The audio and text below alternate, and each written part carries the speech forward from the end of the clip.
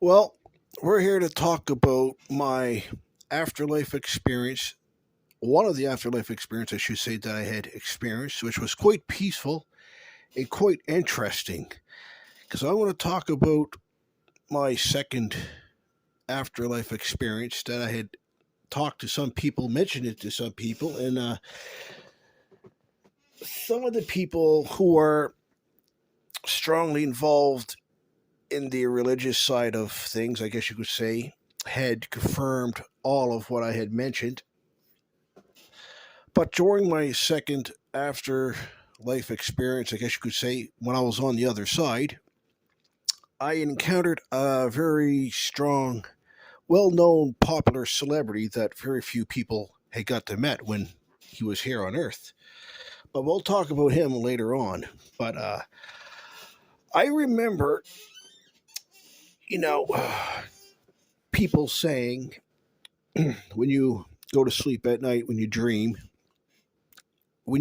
of friends or family who had passed on to the other side, you are actually encountering them for who they are and what they are on the other side. And nothing much had really changed because one of the things I noticed during my afterlife experience was things over there were pretty much as they are here, but you don't have to go through doors, you don't have to walk, you don't have to go through the extremeness what we have to go through over here on Earth. The struggling with poverty, the struggling to put a home over your head, the struggling to get from point A to B without having to get in the car and driving for miles and miles and miles. On the other side, you don't encounter that. What I have encountered on the other side was something that's quite unique. And I found it quite interesting because, when I was on the other side, I had no memory, no nothing of this place, Earth, here at all. It was zero, nothing there. And I remember when I went on the other side, I encountered a person who I knew, but I never met them before in my life here on Earth. If I was to say who that person was, I would have no clue. But yet, when I was on the other side, I met this man who looked very familiar, and I knew him quite well. But yet, when I woke up to return back to this side of things, I didn't have a clue who he was. I just remembered what he looked like, but I had no clue who his name was. But when I started thinking about it as time went on, I started to realize that man who I was talking to looked like my father, but it wasn't. There's somebody completely different who just happened to look like my father, but it wasn't. He knew me right. He knew me really, really well. He knew me like a textbook. And I remember I met him outside. We were standing outside of like a building, a structure building. Because I remember looking down on the ground. There was not much to look at on the ground. It was like a cloud, like ground. You're walking on clouds, a solid ground, like on the ground, like we do here on Earth, but it was clouds. And I remember walking over. It was a different kind of walk in it. I didn't have to move my legs. You just went over there somehow. And I remember we just got over there.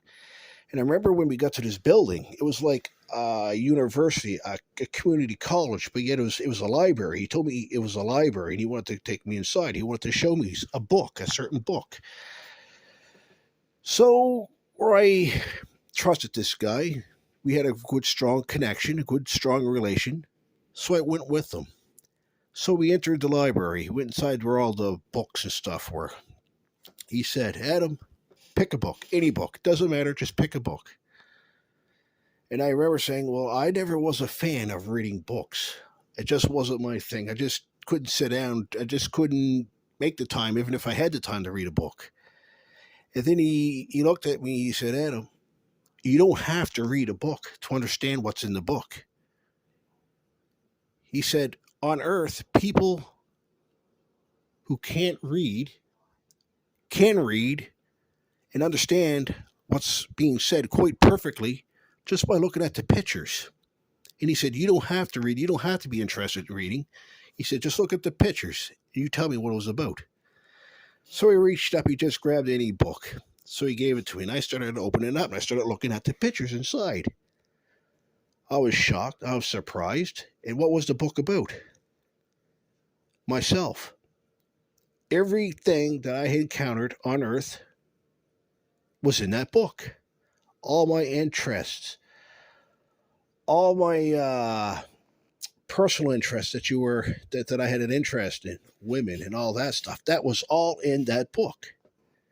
All my TV shows that I like to watch was in that book. All the sports I like to take part in was in that book. All my things, what I liked and what I didn't like, was in that book. All my internal feelings, all my everything that what I was in that book. I remember I looked at a page. There was a picture of the General Lee from the Dukes of Hazzard. So I flipped up a page again. And then it was a page, it was talking about me here on Earth, what made me angry, what made me happy, what made me sad. It was all in there. And then I gave the book back, and he looked at me. He said, Adam, you don't have to read the whole book. Now you know what it's about. And he said, Adam, did you read anything? I go, no. He said, you didn't have to read it because the pages, the pictures and everything will translate into your mind, and you'll understand what it's all about. You don't have to go through the hassles of find time to read if you don't like to read. I read the book without even having to reading what was said. I could read what those pictures were about. That book was really about myself, and it was written down in a very good, fine detail, quite strongly. So we sat down and we talked. That was all right. So we left. So suddenly, I started going down the hallway in this other part. I heard it was a music room. And I could hear this song right loud. This voice sounded very, very, very familiar. The song. It was a gospel song called How Great Thou Art. And this voice sounded very familiar because I listened to this person millions of times on records and CDs. And the guy that I was with told me, he said, Adam, you're connected to him for some reason. He said, you're connected to him. You grew up listening to him. You grew up reading everything, what he was all about during his time here on Earth. And he said, believe it or not, you and that person are connected. And I didn't know why. So we entered to this room. It was a music room, but yet it was a wood shop. And when I entered that wood shop, I could feel the strong, strong, strong presence of hundreds of people in that room, but yet the room was empty. And I remember looking over across the room, and I seen this piano, and I seen this man sitting there singing. He's with the long black hair and with these glasses, and he had long sideburns, but the sideburns were covered with his hair quite a bit. And he was singing "How Great Thou Art." And I remember looking at this person, and I couldn't get over who I was looking at. I was actually looking at Elvis Presley right there in the music room, the wood shop room. It was supposed to be a music room, but yet it was a wood shop room. I really didn't understand that point. And I remember he looked up. He get that wave, how he put his thumb up and his two fingers up, and he waved, that wave he had. And he was talking enough, and I could understand it. And I remember talking to this guy, and I said, I told him, I said, Elvis was the only guy that could get me to listen to gospel music. And I said, it couldn't be any gospel music. It had to have been his gospel music, the way how Elvis did it. It was the only way I could listen to it. And I said, you're telling me that I'm connected to the world's greatest singer and entertainer to ever walk on stage, Elvis Presley? And he looked at me, and this guy said, yes. But I didn't understand why. I remember when we left, we were walking down the hallways again. We were leaving the room, this music room. We were going back up the hallway in this library. And he told me, he said, Adam, your personality, everything what you are, is the exact same as his. Everything what he was is what you are.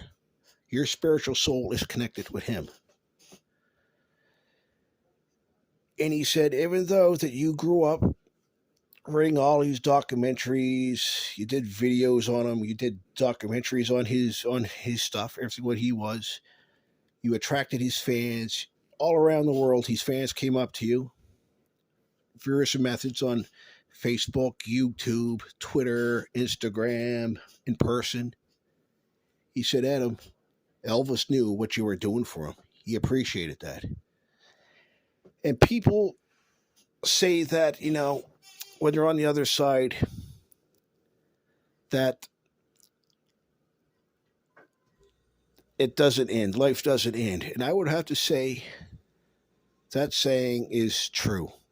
Death is just the end of us here on earth. Life, we still continue on the other side. And what I seen on the other side is basically what we see here, what's over there. But you just eliminate all the pain and suffering and all the agony and all the hassles. All that is not there. You didn't have to go from A to B struggling to get on a public transit bus. You didn't have to go from A to B struggling to get a drive or worried about if you have enough money to pay for gas, get in your car and drive anywhere. You didn't have to worry about that. Your mind could get you in that place without having to go through the hassles of doing anything. And then when I found myself walking, I wasn't moving my legs. You're just like floating over there as if you were walking over, but yet your legs weren't moving. And I remember when I woke up, it was a peaceful dream. I loved it. I mean, I wish I could get more dreams like that in the past, which I had. But that one stood out quite well. And there's another one that I had that was quite just as strong as that. But I remember when I woke up, I didn't tell my father that, I met this guy. He looked awful like him, but it wasn't him. Somebody completely different, but he just looked like him. He knew me right down to a T, but I did not know who that man was. When I woke up, I did not know who that man was who walked me from outside into that community college to that library, where he walked me to that library room, and he handed me the book. And then when he walked me down to that music room, I had no clue who he was, but yet when I was over on the other side, I knew him right down to a T. It's as if I met him millions of times before. It's as if we sat down, we drank coffee, we laughed, we cried, we told all these stories. It was as if I knew him, but yet when I woke up to come back here, I had no clue who he was. I forgot his name.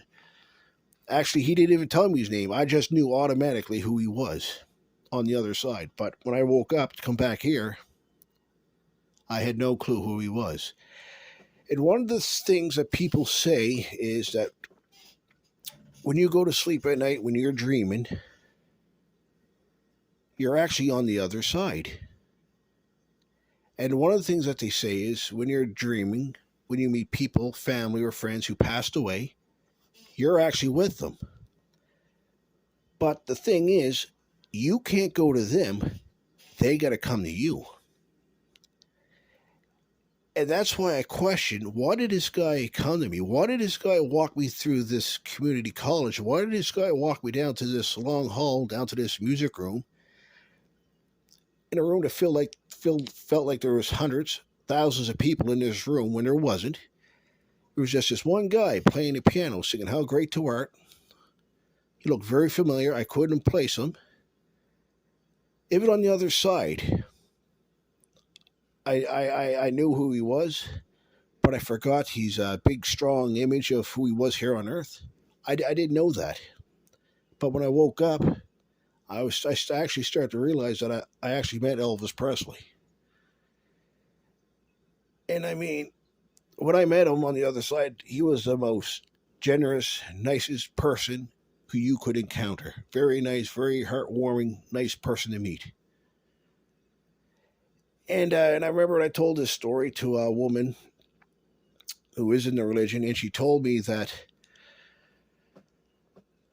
she said when you go to sleep at night, she had confirmed that we all do go back to the other side. But she had stated that the reason why this person met me outside and walked me inside this community college into this library was because he wanted to show me something. And she said, the reason why he showed you that book is because she stated that he was trying to tell you that your tasks on Earth, all the major stuff, had completed. She basically told me that when we start here on Earth, there's a book that's written for us, and we're actually going by that book. And when that book is in the middle of halfway is being completed, they call you in and they want you to go over your book, show you all the stuff that you had done when you were here. And I guess this is a good thing. But I often question, we all see pain and suffering here on Earth while we're here. We all see the political corruption of politics involved, although try to cheat, steal, manipulate people to think into something that's not, just so it can benefit themselves. And I remember saying to myself, well, what about the people who don't want to be here? What about the people who resort to suicide because they can't handle what goes on here on Earth? Because they just want a normal life, and a normal life is anything but easy to come by. I couldn't get an answer to that. But that was one of my afterlife experience that I had experienced. But, it was a peaceful encounter that I had. I wanted to go back as soon as I woke up. I just wanted to go back. And that's one of the things that people had often stated when they had their afterlife experience, the ones who had died and they came back, or claimed they came back. One of the things what they would say is that they didn't want to come back. They wanted to stay on the other side. And I was one of them. But anyways, that was one of my afterlife experience I had experienced. That was actually my second afterlife experience that I came across. But anyways, yeah, I will talk about my other afterlife experience that I had experienced.